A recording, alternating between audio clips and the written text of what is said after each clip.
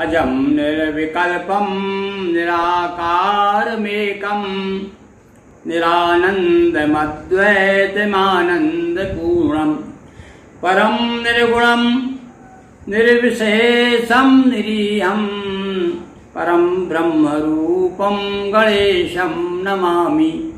परं ब्रह्मरूपं गणेशं भजामि। गम समनम को नमन कर शिव गुरु का धर ध्यान।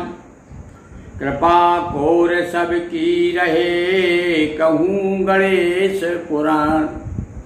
प्रिय बंधुओं, गणेश पुराण के पूर्व विष्णु पुराण सुना आपने, देवी भागवत पुराण, शिव पुराण, नर्मदा पुराण।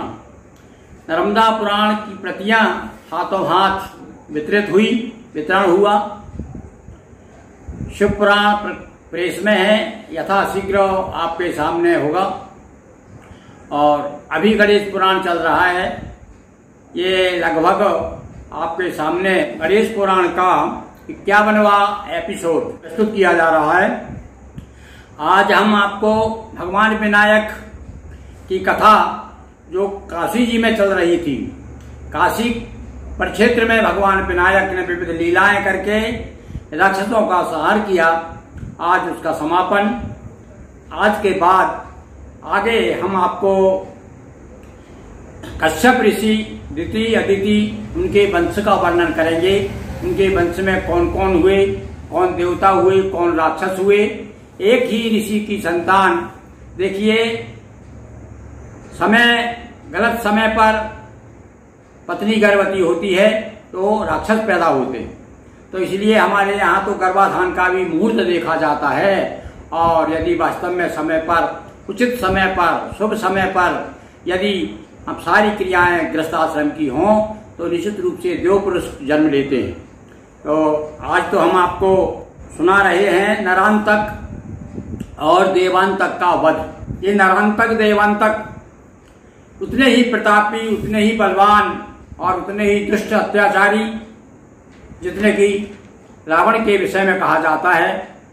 वैसा ही चरित्र नरांतक और देवांतक और देवी एक ब्राह्मण के पुत्र रावण के विषय में कहा जाता है कि रावण उत्तम कुल पुलस्त कर नाती। रावण तो जो है उत्तम कुल का था, पुलस्त ऋषि का था। और ये भी जो है यहाँ पर नरांतक देवांतक के विषय में गणेश पुराण कहता है कि नरांतक और देवांतक रुद्रकेतु नामक ब्राह्मण उनकी संतान थे, किंतु इनके अत्याचार से भी पृथ्वी बहुत दुखी थी। इनके अत्याचार, इनके दुष्ट कार्यों लोगों को परेशान किया।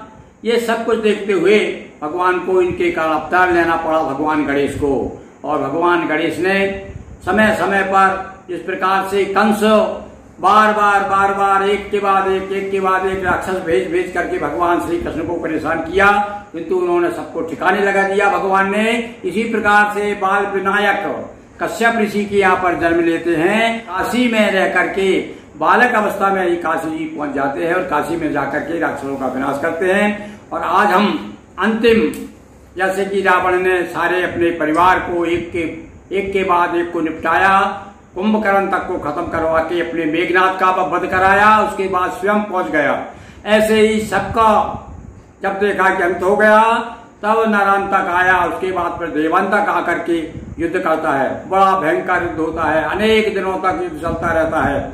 अश्वारोही, गजारोही, पैदल, हर प्रकार की उनके पास में इस प्रकार रावण का साम्राज्य था। ऐसे ही यहाँ पर बताया गया कि नरांतक और देवांतक का साम्राज्य था। अब वो नरांतक की कथा संक्षेप में आपको सुनाते हैं, सुनिए।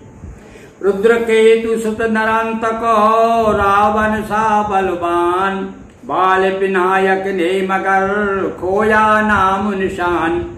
बेजे संतत नित नव राक्षसो, मिला न लेकिन कभी विजय यशो। जितने असुर बनारस आए, बाल विनायक स्वर्ग पठाए। आखिर स्वयं सैन्य ले आया, रण कर काशी राज हराया। और इसको पता चला कि भाई जो विनायक है, ये जो बालक है यहाँ पर काशी में राजा, काशी के राजा ने इसको शरण दी है, वहां उनके यहाँ रुका हुआ उसके संरक्षण में है, अतः इसने काशी पर चढ़ाई कर दी और इतना भयंकर युद्ध किया, काशी राज को जो है कैद कर लिया, बंदी बना लिया। और जब ये बंदी हो गए तब उसके बाद में सारे लोग परेशान हो गए। उनकी जो रानी थी वो बहुत दुखी हुई। जब रानी का दुख हो श्री गणेश से देखा नहीं गया, तब फिर वो बड़ा भयंकर गर्जना करते हैं और एक काल पुरुष को पैदा करते हैं और बहुत सारी सेना तैयार करते हैं। अब उनके मुख में से ही सेना प्रकट होती है और जाकर के नरांतक को परास्त करती है, कैद से छुड़ाते हैं और स्वयं जाकर के नरांतक का वध करते हैं।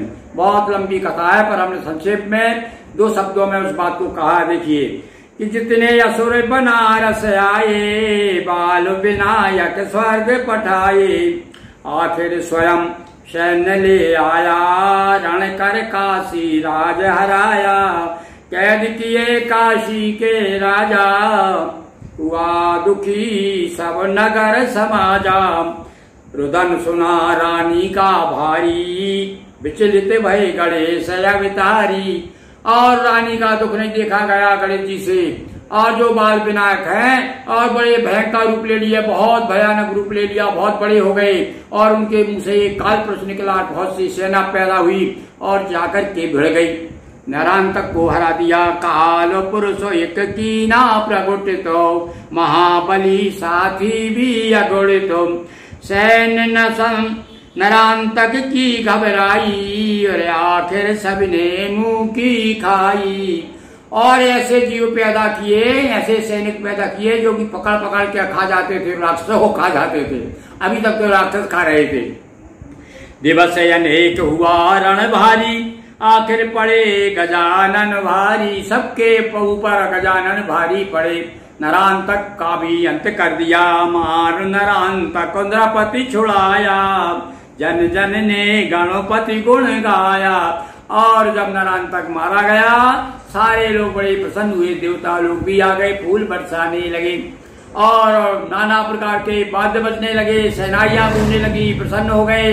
और इधर तो नरांतक को मारा, उसके भाई को जब पता चला देवांतक को, जो उससे छोटा था, तो सुना भ्रात देवांतक आया, और गणपति सम्मुख ठहर न पाया, पार ब्रह्म परमेश्वर चीना, सुर नर मुनि सब बंधन कीना। जब नरांतक और देवांतक दोनों का अंत हो गया तब तो सारे देवता बड़े प्रसन्न हुए और वंदना करने लगे। नगर के, काशी के नगर के लोगों बड़ा स्वागत सत्कार किया विनायक का, और इस प्रकार से गणेश जी की कृपा से भूमि का भार कम हुआ। और उसके बाद में जब उत्पात सब समाप्त हुए तब जाकर के राजा के पुत्र का विवाह हुआ। अरे तो विवाह करने आए थे, उनके पिता ने भेजा था कि बेटा मुझे समय नहीं है, तुम जाओ। तब ये यहाँ आ गए थे, तब बड़ा उपद्रव हुआ। हमने अभी आपको बताया कि किस प्रकार से 2-2, 3-3 राक्षस आया। एक राक्षस की तो माँ आ गई, अदिति बन करके आ गई, पर उससे भी निपटे गणेश जी। इस प्रकार से गणेश जी की कथाएं काशी जी में आज जो है विश्राम को प्राप्त होती है। और इसी प्रकार से भार भूमि कुछ कम हुआ, नृपसुत हुआ विवाह, महिमा बाल गणेश की को कभी पावे था है। बोलिए गजानंद की जय, उमापति महादेव की जय, नर्मदा मैया जी की जय, हर हर महादेव शंभो। दोस्तों वीडियो को लाइक शेयर करें, चैनल को सब्सक्राइब कर बेल आइकन पर क्लिक करें। बहुत बहुत धन्यवाद।